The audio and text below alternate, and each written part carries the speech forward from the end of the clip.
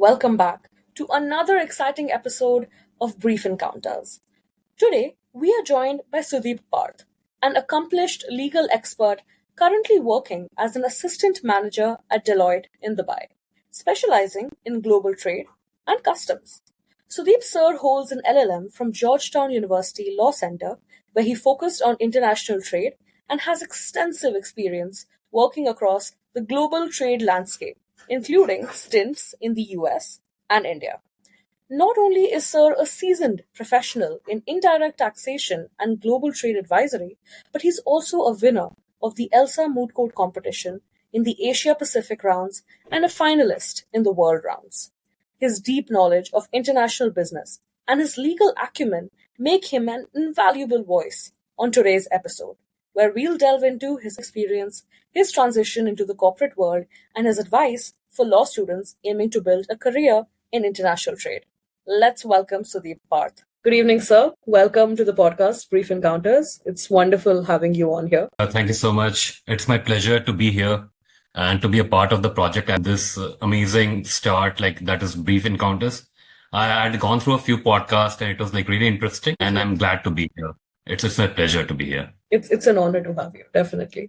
Now, this is a question that we ask all our guests. How did your stint with law start? Was it certain that you wanted to pursue law from the very beginning? So it's quite interesting, to be honest. So when I was doing my class 10th, a lot of my peers, classmates, friends, they were going for engineering. That's the usual route that they take, go for BTech and then MBA. I did not want to do that.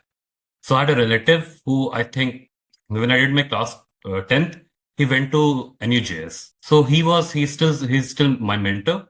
So basically I had a discussion with him. He said that I was good at, I think, GK. And I used to read a lot of newspapers. I was at that age also, I was a bit aware of all the political and all the news that used to take place. So he said that it will be a good exam for you. Not like law as such, but CLAT as an exam. He said that you can crack it and go to a top law school. So that is how CLAT happened. It was not, I won't say that it's planned or something like that, but I think CLAT at that point of time as an exam, it suited me. Now I don't know how it is because at that point of the time, there was no negative marking and all those things. So I don't know how it is right now. So that is how I got into law. Oh, Yeah. that's amazing. The pattern changed quite substantially. It's 120 questions for 2 hours now. We had 150 in our year. Now it's 120 Yeah. questions. I think we had 200. We had 200. My God. Yeah. That's a lot. 200 in, I think, 2 hours. Wow. Quite different. But you did not have negative markings at that point of time. Understandable. That does change the things a lot, negative marking. Yeah. For sure. You can't go around marking random answers. So that really works with your strategy, I think. Hailing from a small city in Bihar, you managed to clear CLAT, which is amazing, and securing an admission at NLU Jodhpur.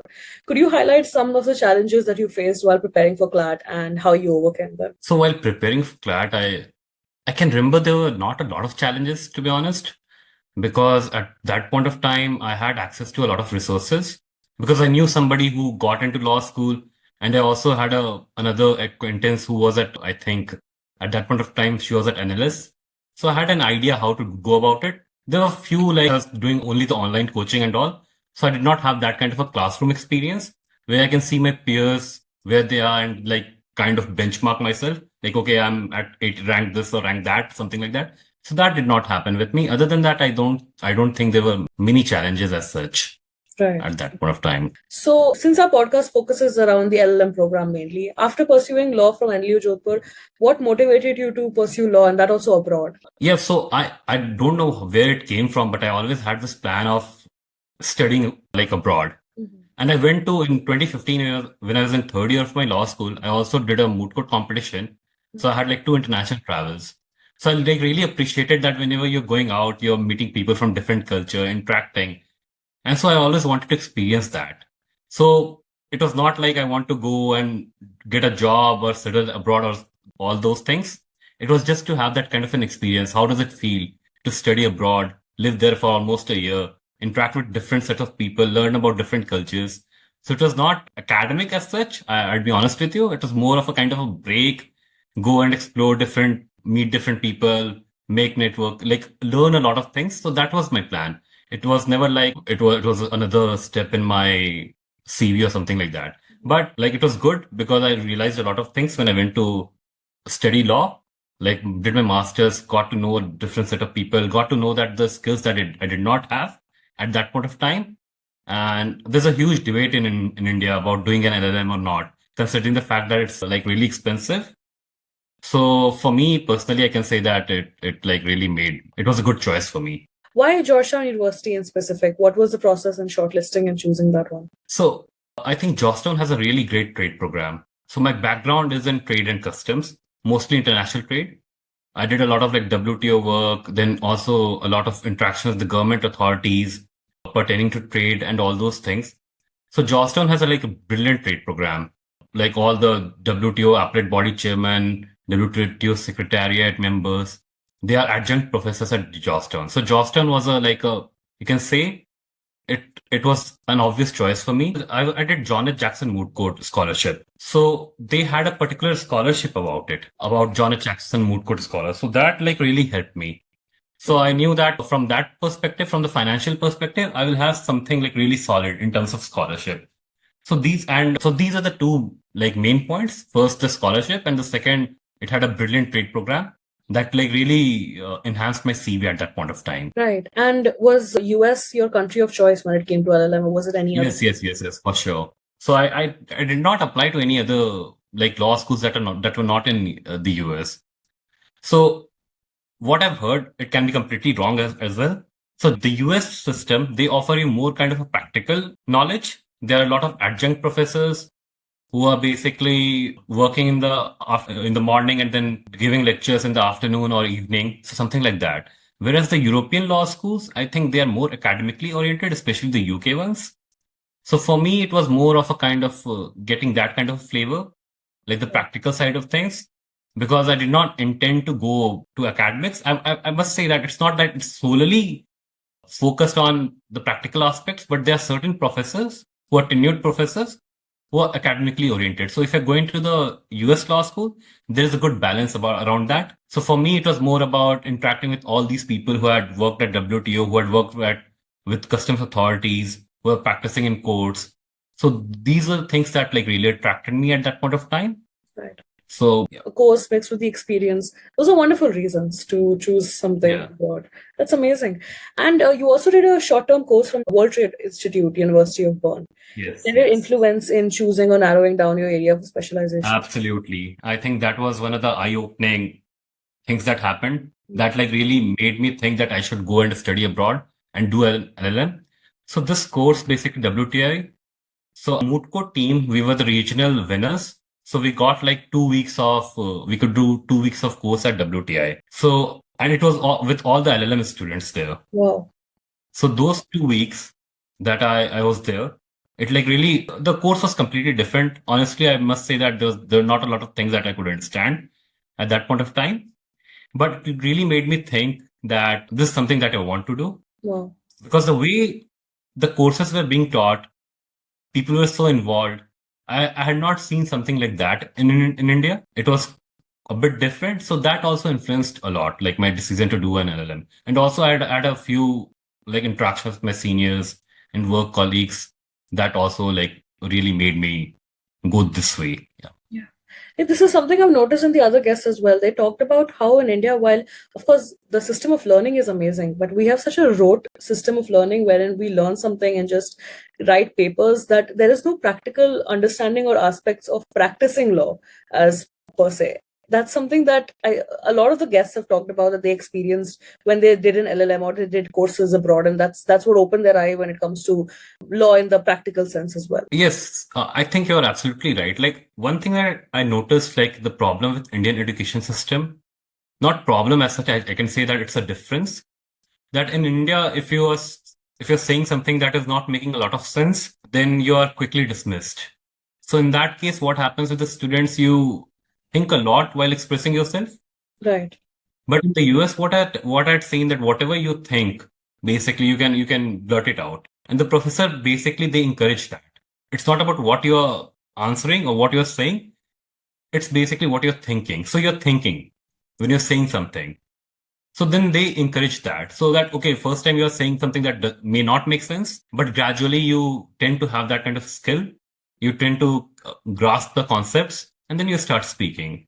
So that way, I think there's a significant difference over there. Like it's so interactive in the US that you have to be like really on your toes. You have to study all those things beforehand. It's also in India as well. But if you have not studied or if you have not done something, it is a good chance that the teacher may not be like maybe making fun of you. That does not happen in the US, or it's because it's an LLM program and India it's a LLB program. That could be the difference. But that was the major difference that I felt in terms of the way they taught, like both the countries that teach basically. Okay, interesting question. If you were to describe your study experience abroad in just 3 individual words, what do you think they would? Just 3 individual words. Just 3 words. I think first is enriching for sure. Right. Then transformative, and then I think it was challenging. It's a simple word, but it was challenging. It had challenges as well. So I think yeah. Could you explain on the challenges? Because I do understand shifting your entire life from India and moving abroad, that's one main challenge on its own. But what were other things that you faced doing this abroad? So like when I was at NLU Jodhpur, the path was quite clear that okay, you have to study for 3 years, you have to get good grades, do internships, do moot, and all those things. Then in the fourth year, in the eighth semester, basically the firms will start coming on, and then there's a good chance that you may get placed. The people who want to do, the people who want to appear in judiciary or do litigation, they also had this everything charted out. In US, what happens when you go there? It's all network. You have to reach out to all the people, different set of people. You can send an email to a partner of a big law firm. There's a good chance that he may also reply to you. He may revert to that email. You may hold like a coffee chat or something like that. That can happen. But that's the good side. But the downside is that you may end up sending thousands of emails and there will not be any replies as well. So what happens, the challenge is when you're sending these replies, you always start feeling, and when you're seeing that the others in your batch also, they're getting some replies or they are growing. So it's very hard for you at times. You feel stagnant at that moment. Like, why am I not getting any replies as such? And it's not personal or anything. There's a good chance that the person may have missed that email. So that can happen. That can happen to anyone. So all these things, also you're staying alone. You have to cook your food, financial side. Everybody has to somehow or the other. They have to manage the finances as well. You have to cook, do all the groceries, chores. Normally, when you're in India, it's not like that. So it was it's a complete transformation regarding that as well.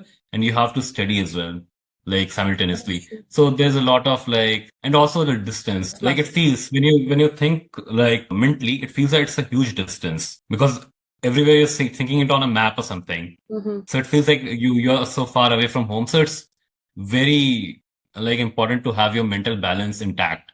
So these are the things that normally I think a lot of people face Yeah. on the challenging side. And from what I've understood from your journey, networking, mentorship has been quite an important part of your life, starting from your Absolutely. family who went to NU Jodhpur. So, what advice would you give to people, I mean, including me, who sometimes feel anxious when it comes to networking opportunities because of the fear of judgment and everything else? What advice would you like to give to them? I've always been an introvert person, and I'm like really lucky to have mentors at the right point of time in my life. I had multiple mentors.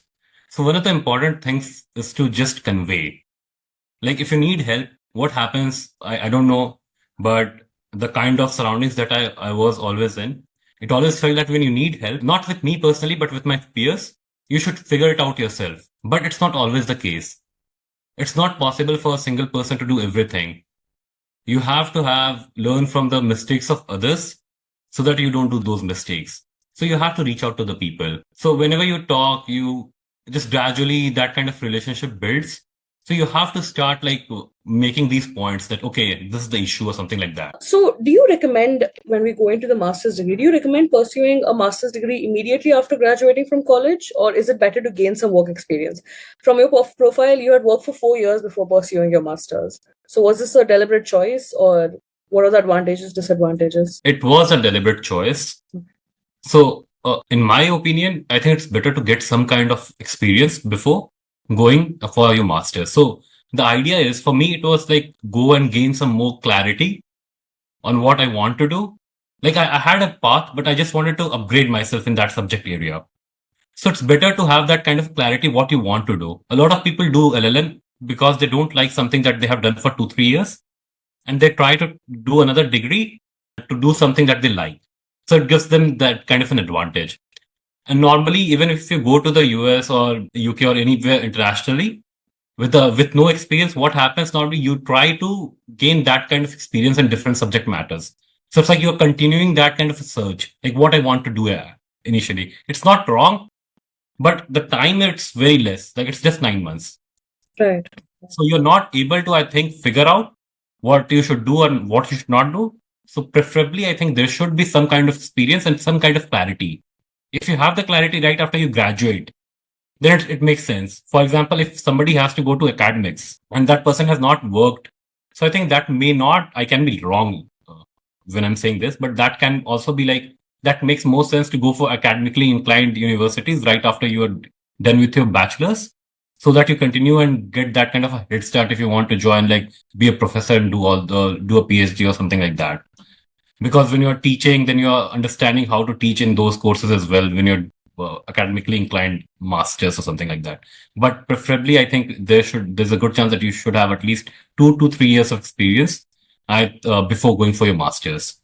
Right. And if we focus on the LLM application process, could you walk us through that process? So for the US universities, I think other than Harvard, you have this LSAC, Law School Admission Council, where you have to upload all the LORs, statement of purpose, and then if I remember, all the mark sheets and all, your college has to send it to LSAC.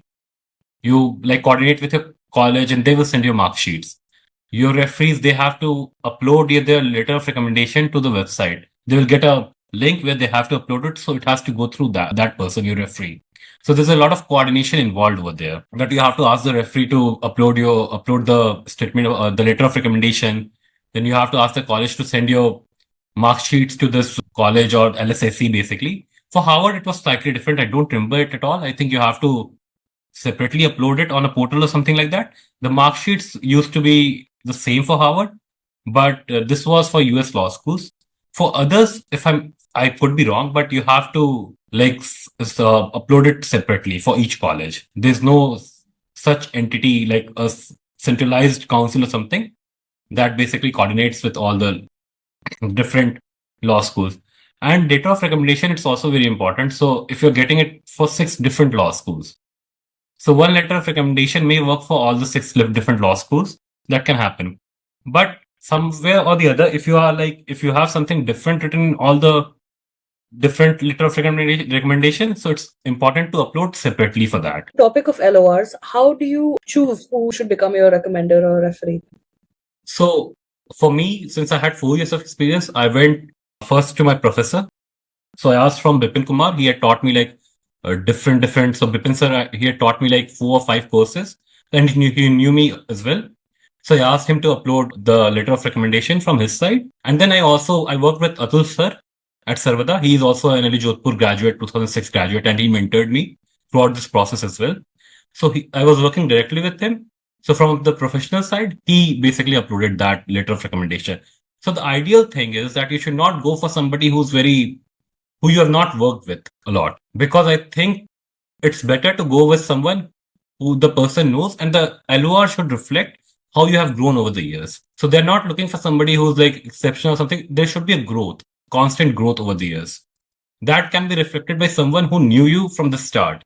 So for example, if Vipin sir has taught me in the first semester and he has taught me in the 10th semester, so he has seen the growth.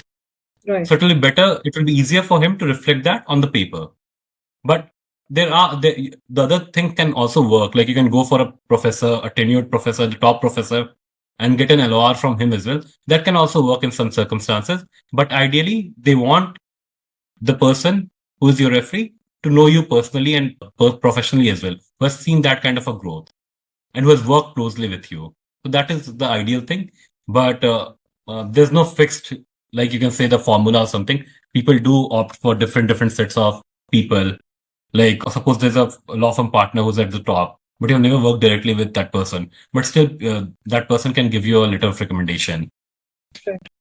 So for some people that works out, but for me, I was quite honestly, I always thought that I will take the letter of recommendation from someone who I have worked with closely.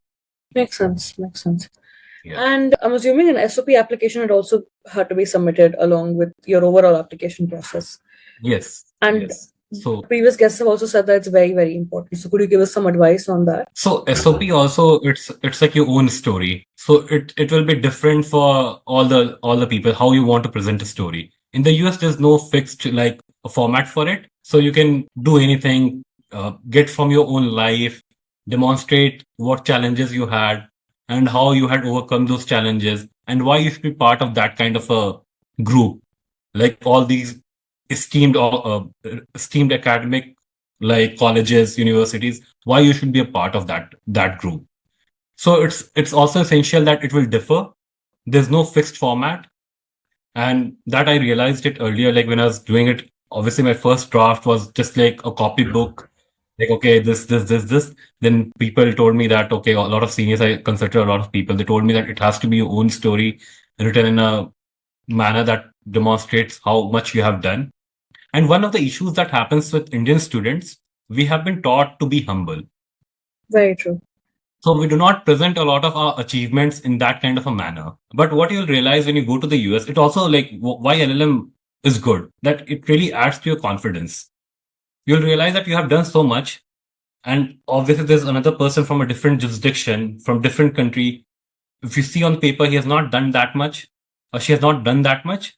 But the kind of presentation that they do in front of the world that they have done, like they have accomplished a lot of things. So that kind of thing, when you see that, then you feel that, okay, I have also accomplished I have a lot of achievements in my life.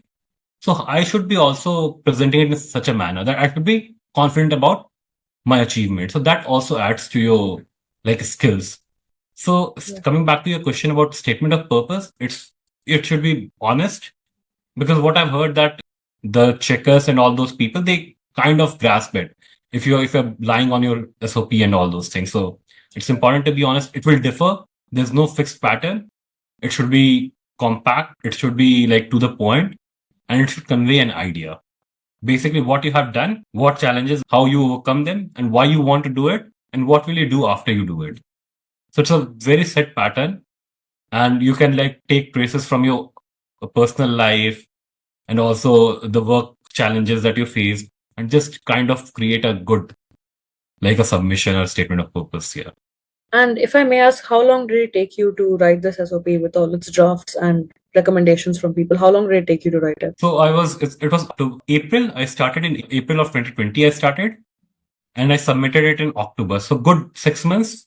But honestly, it was not like I was working every day on it. It used to be mostly weekends because I was also doing a job. So it was never like I was like really overburdened by it or something. So I started quite early comparatively. You'll find a lot of people who decide later in June or July or even August, September as well. So for me, I started quite early because I was planning to do it 1 year earlier, but then it somehow or the other it just got delayed. So I started in 2020 April. So it took me like almost 6 months. Makes sense. And was the master's application, according to you, was it different for a working professional as compared to someone who is just coming out of college as a UG student? Yes, for sure. So as a working professional, I had a lot of things to gather. So when you're a student, the experiences are quite different. You may have your challenges, but as a working professional, the challenges are quite different. They're more like real. You'll find a lot of issues when you're working that are quite different when you're studying. And when you're working, you have a lot of meat to add to that SOP. So you are basically going back to your experiences, your work experiences where you overcome a problem, where you met someone or something, and then you had a very good client interaction. So there's a lot of, like you can say, a lot of information that you can provide in that SOP. But when you're just graduating out of college, there may be challenges, there may be a good lot of achievements, but obviously the time duration 5 versus 8 or 5 versus 9, there will be some kind of a lopsided effect. There will be an imbalance, I must say. So that way it like really adds. But if you are like really, if you have done something good, and if you have good CV, that does not mean that after graduating, you won't be able to go to a good law school as such for your masters. Most of the people I've seen, quite a lot of people who just graduated right after their LLB, they went to do their masters from all the top universities. So the plan is basically you should have a complete idea. Your SOP should reflect what your plans are. So it should be uncluttered. It should be direct. Okay, I want to do this after I do my masters. Why I want to do masters. So the plan should be like really clear. But having experience obviously helps you in a way. Makes sense. Makes sense. And I mean, doing a full-time job at a law firm with their demanding work hours, the application must have been very challenging. What are some of the challenges that you faced specifically because of the fact that you were a working professional at that time? So since I started quite early, I did not face that kind of challenges that you're rushing out of deadline or something like that. But you know what happens when you're writing your SOPs? You're writing your SOP. So the main challenge is whenever you see it, whenever you review it, you'll find something. So you started with like a 7-page draft or an 8-page draft. And whenever you are like you're waiting for the last moment. So you're thinking that I'll get done by I think September or something. But when you go through it, you're like feeling like, okay, I'm missing a point or something. Should I add this point from my original SOP? So you're always in that, you have to decide there. And it's too difficult a decision as well. Because what happens when you start quite early, then you have a lot of time. So you're mostly done by, I think, August, September, you're done. Now you have another 2 months. So what happens basically? So you're going through your drafts and thinking that, okay, can I add something here? Should I remove this or remove that? So it's very important to decide, okay, this is my final draft. So that was one of the challenges that I faced. So normally people will ask you to start early, but I say that it's very important to start at the optimum time. If you start too early, then there's a good chance that you may not be satisfied with your draft as well. The overthinking. Yeah. Absolutely. Right. So let's focus on the LLM program. Georgetown's international business program, they're known for their interdisciplinary focus as well as a location. How do these factors impact your experience? What was the teaching, the practical learning, the curriculum? What was it like? So Georgetown, the best thing about Georgetown is that it is based right in Washington, D.C. So I was coming from this international trade and customs background, and I really enjoy the whole political science and all those things. So Washington, D.C. is the place where all the embassies are there. It's the capital of the US. The World Bank is there. Also, like UNCTAD is there. So all these organizations are there. So when you go to DC, you'll feel some kind of a diplomatic movement going on in the city. And there were a lot of professors who were working in these corridors, and they used to teach me. So from that perspective, Washington, D.C., if you're looking for something like that, it's a very important place, right in the capital, very close to the White House, very close to the Parliament. So you can feel that it's very convenient that all these professors who are working in Capitol or White House, they can be teaching you in the evening. So that was one of the important things. And the second most important thing about Georgetown was that they offer externship program. So you're working there, but you can do externships. Yeah. And it like ranges from law firms, big fours as well. Then also they have a lot of think tank, also government organizations as well. So that like really helped me. And you have like professors in the, I can say about trade, that the professors were like somebody who had worked, who was a WTO appellate body chairman. Then there was a person who used to be the head of the WTO secretary or something like that. So you had like all these people in one place. I think no other university in the field of international trade gives you that kind of an exposure. And what are some of the most valuable lessons that you learned both personally and professionally in terms of growth when you went for this LLM abroad? Yeah, don't be too hard on yourself. Like personally, I think what we do normally, if we have to give ourselves time, everybody, because you'll get rejected. You'll have a lot of rejections. You'll be sending out emails. You will not get any response. That can happen, but you have to understand that it's just a part. You have to keep that thing aside and then go on. Second of all, I think professionally. So professionally, I think networking was something that I learned. So there's a connotation in India that networking is not a good thing. Like if a student is going to a teacher, talking too much or interacting with teacher too much, it feels like they're trying to earn those brownie points. But the main thing is like when you're doing any kind of work, networking basically matters because in the US, it's very important. Like, how will the other person know how good you are? So that is why it's very important to let the other person know. How will that person know? So by these interactions, by talking to the person, by meeting them. So it's an important part of your business. It should not be something that should be looked down upon. So that is one thing that I professionally understood, that in a world where you are involved in like a service kind of a business, because as lawyers, we mostly provide services. So you have to have some kind of a human to human interaction. So it was a very good place to interact with different set of people. Somebody is coming from South Africa, somebody is from, suppose, Croatia, somebody is from coming from Chile. So interacting with different sets of people with different sets of. So one thing that I really learned, like if I go anywhere and if I'm talking to a person who's coming from some other place, but I have some kind of information about that place because I've studied with the people who are from so many different nationalities. So that really helps you to kind of initiate a conversation. So I think these are the two, like professionally and personally, I think these are the two things that I learned. Right. So you were talking about the importance of mooting while at law school and your journey with the ELSA moot court competition. Could you tell us more about your moot court journey and what was the experience like and how important do you think they are while in law school? I think for me, the moot court competition was the turning point in my life.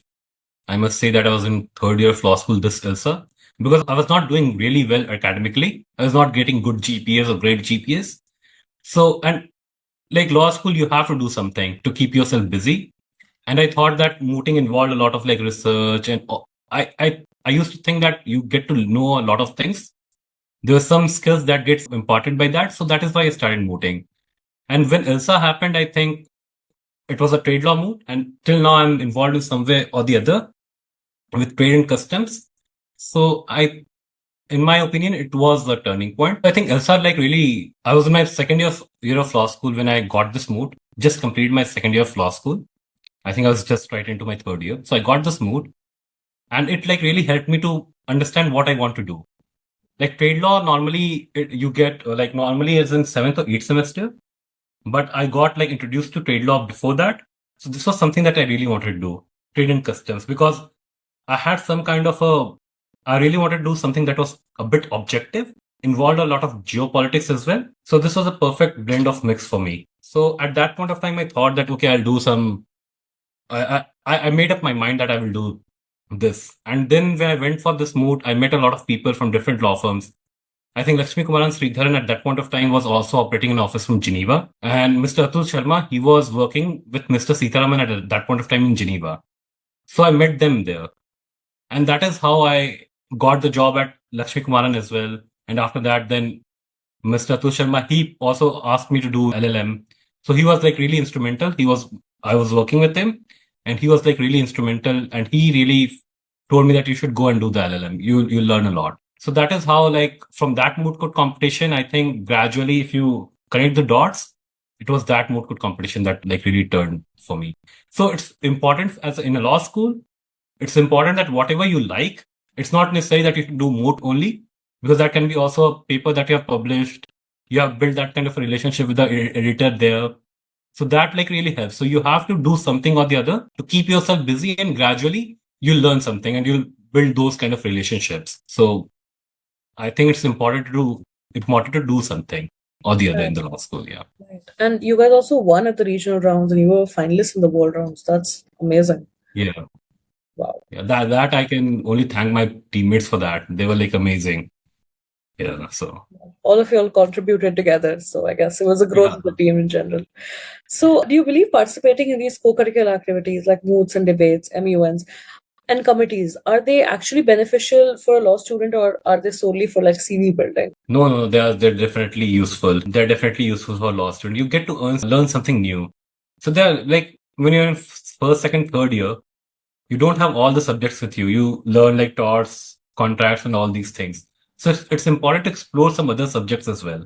So that kind of guides you what you want to do. It's just a process of elimination. So the earlier you figure it out, the better it will be for you. It's not something you should try. You should not try anything. You should try everything and then decide, okay, this is something that I want to do. So from all these extracurricular activities, you tend to like get that kind of an impression what you want to do. And also, it's very important, like for debates and moots, it's also important to develop your confidence because these things like really help you. Also, how to draft, like paper, like writing a paper will really help you to draft. So all these skills somehow or the other, these are not only for CV building. I think these also help you in learning a lot of skills. So that is why I think it's important to do all these co-curricular activities. Right. Along with your studies. Studies are important as well, but I think you should do something or the other. So, Right. Other than the academic oriented co-curricular activities, were you involved in sports when it came to our college? We're known for our sports here. yeah. I used to play cricket. And the main thing is like when you're playing any sports, it's like really rejuvenates you. And also the kind of fun that you have on the field, not only with the game, but if you have like 10 to 15, 20 people playing together, it will be like, how should I say this? But it's like really fun. Like there will be a lot of, you can say a lot of comments being passed, fun happening, then a lot of laughter. So that like really helps you to develop that camaraderie with the other people. So it's important. It's important to have that kind of a break because to be honest, law school, especially in Jodhpur, it was not an easy place to be. It can like really get like it is pressure when you see a lot of people every other day. I think there was a test or something like that. There you used to be the CRE or midterms or projects or something or the other.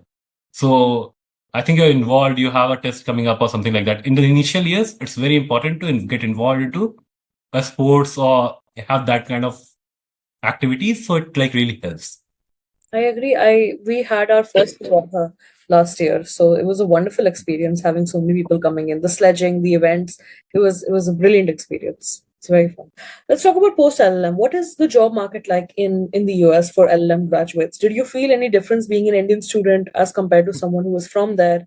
Or what, and Deloitte in specific, what strategies or efforts did you use to secure this opportunity at Deloitte? So yeah, the job market, it's quite different when you are in your masters compared to what it was in India. So in NLU Jodhpur, you have a fixed path, the PPO, then firms will keep coming. So you have some kind of a semblance that, okay, it may happen that you have to do certain things and you may land up a job. After LLM, it does not work out like that. There will be no placements other than for, in Georgetown, it was for tax program.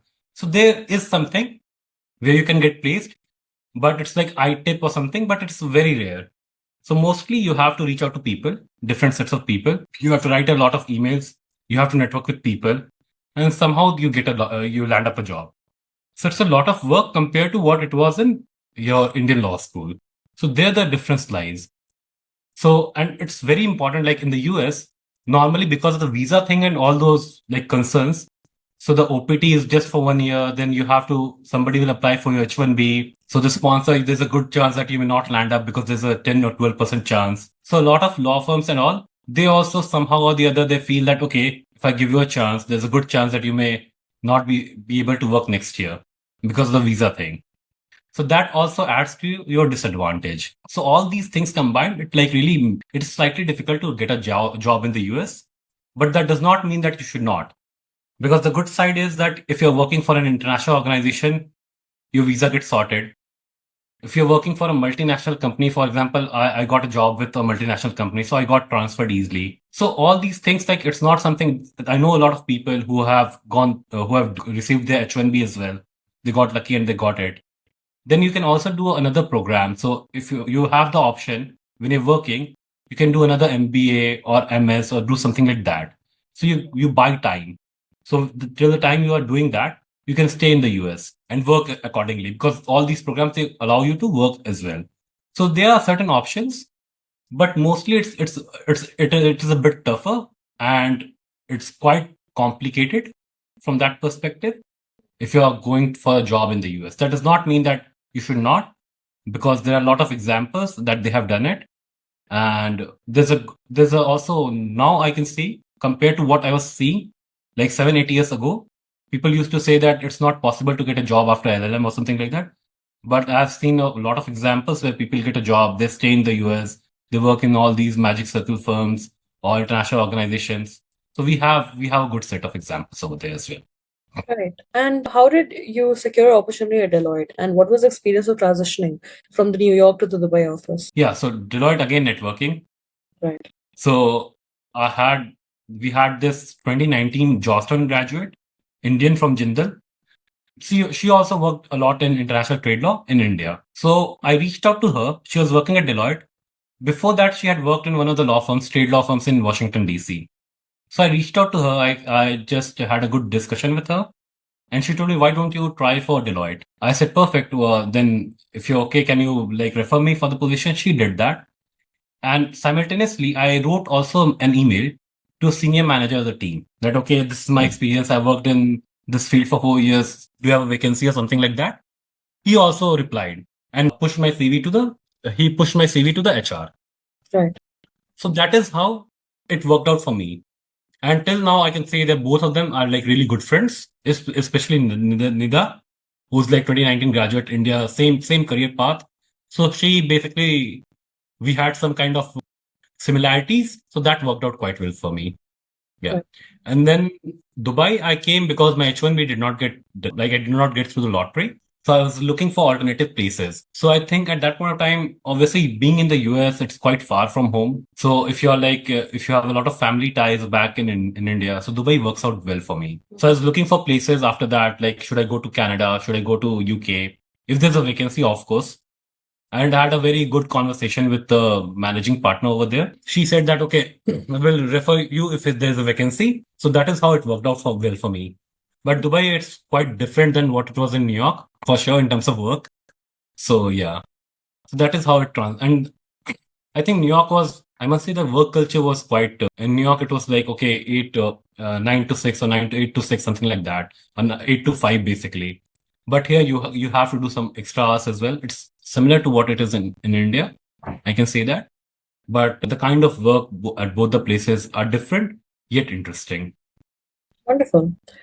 And apart from academic cultural challenges, what other difficulties does one usually encounter while living or working abroad, Dubai or US? So one of the most, what happens, one of the most, there will be culture shock when you go to the US, because mostly it's presented in such a way in media that US is the richest country in the world. So the moment you land in DC, it's the capital of United States, but you'll find a lot of homeless people over there. So, and it's not very safe at also, like you can be mugged. So all these things did not expect. So for us coming from India, I don't think there was a challenge like that, because we act in a very safe and secure way anyway. But for a lot of my friends from Europe and all those other places, it was slightly difficult. Other than that, you have to do all your chores completely. So you realize there that how pampered you are when you go to the US, because you have to cook your own food, do your own dishes, do your own laundry, go and do your groceries and all those stuff. It's not that easy to get everything home delivered because the services are like really expensive. So as a student, you have to do all these things. And mind you, it takes a lot of time. If you want to eat good food and all those things, so initially it may take a lot of time. So, and it's good because you also understand all these things and it like really helps you to develop as a person. So I think this was a challenge. And also because you are doing all these things along with your networking, the whole reaching out to people, and then also studies, semesters, all these theses and all those things. So it becomes slightly difficult. Right, right. You have talked about how professional academic networks have played such an important role in your life. What would be your top three tips when it comes to building professional academic networks, especially while studying abroad? First, write a lot of emails. Do not, like when you're writing an email or something, do not expect that there's something will come out of it, like something tangible will come out of it. You have to kind of learn how to establish yourself. Basically, that should be the main criteria. So write a lot of emails. Second, do not basically harden yourself if somebody is not reverting to your emails. And third point is do also networking with your peers. It's very important because all these peers, they are coming from different set of backgrounds. So there's a good chance that somebody is coming with 12 years of experience, suppose. So that person is obviously a partner in one of the law firms. He could be the person. So he can connect you with somebody who he knows and is working in the same field as you. So it's very important to keep that eye open as well, because a lot of people, they don't do it. Right. Like interact with your peers. So that is also very essential part. So I think the first one, basically to summarize it, write a lot of emails, interact with a lot of people. Second, do not take rejections hard. And the third is interact with a lot of peers as well. Right. And what are your long-term goals at the moment, and what influence has studying abroad had on any of them? So my long-term goal as of now, not now, but like in next 10 or 12 years, I want to start something of my own for sure. So that is my plan. Maybe like I'm working at Deloitte and then I can be like a partner or something that can also work out. But I have to have that kind of a stake that I want to do. Honestly, before I went for my LLM, I did not think of this as a like very seriously. But after going there, I kind of have that kind of confidence that I can run a business as well. So that like really helped me because you realize your own potential there when you see yourself with other people from different set of countries. Then you kind of weigh yourself and see that okay, this is where I stand.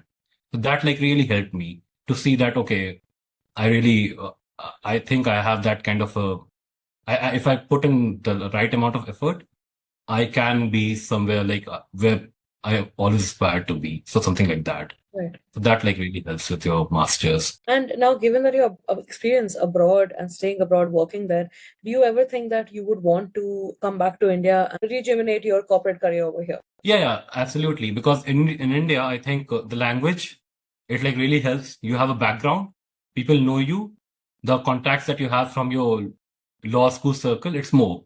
So considering if I'm in the US or if I'm in Dubai, the language like really plays a big role.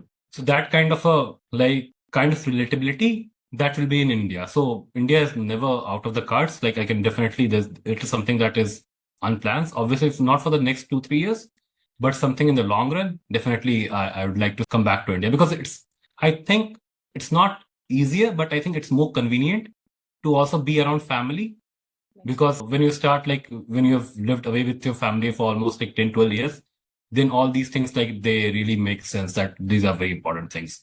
So obviously India is always on the cards Right. to come back. And now we have reached our last question.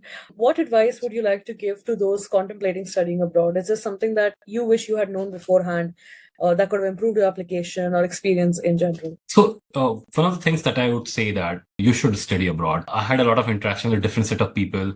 I'm like really glad that I worked with Atu Sharma, and Atu sir basically told me that you should go for it. No, you will not hear from a lot of partners who you're working with who will tell you, okay, I've developed you for the last 3 years. Now you do go and do masters. He was the one who also told me that you should do a job in the US. So he said, no, if you are getting an opportunity, do that. So one of the things that I realized that why you should do your masters because you'll get to learn a lot of things about you, about yourself basically. So, and the second thing is that, okay, it's expensive, no doubt about it. But this is how I basically reasoned it out that, okay, if I'm going to earn this much amount of money throughout my life, suppose. So if I'm spending like, suppose 50 lakhs on this thing or something like that. So in the longer run, it's not an expense. It's something that I'm spending on myself. So instead of saving it and spending on something else, so it is something that I wanted to do. So it's better to do that.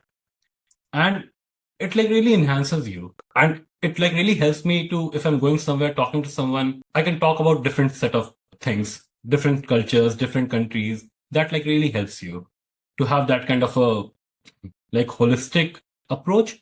And when you interact with these set of people, like somebody who's coming from a civil law country, you are from a common law country, they don't know anything about court judgments or something like that.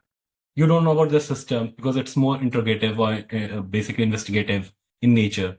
So all these interactions somehow or the other, when you rise up the ladder and when you're doing a lot of work which involves different countries, it like really helps. And since I'm involved in international trade, all these things like really help for me. So that is why I think it's very important. Like I would always suggest, like if somebody comes to me, that's my like before I did my LLM, I always used to feel that you have to do that kind of a cost benefit analysis. Yeah. But now I feel that you should definitely do it because it like really provides you with knowledge, also confidence, and also like basically you have some kind of preconceived notions about different things that like really breaks. So that is why I'll always suggest someone to do a master's. Yeah. Great advice. I'll also keep it in mind when my time for LLM comes, for sure. Yeah, definitely. You should. Well, that brings us to the end of this episode of Brief Encounters. I want to extend a heartfelt thank you to you from Project LLM for sharing such valuable insights and experiences. I think we could relate it on so many different levels. We could learn so much, and it was just a memorable experience. I would say one of my favorite podcasts for sure.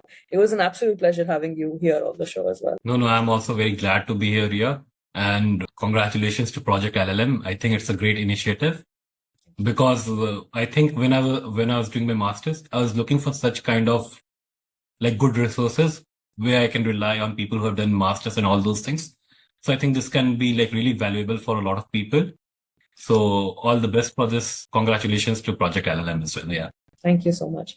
And to our Thank you. listeners, thank you so much for tuning in. We hope you found today's discussion as enlightening as I did. If you enjoyed this episode, don't forget to follow and leave us a comment. Thank you so much.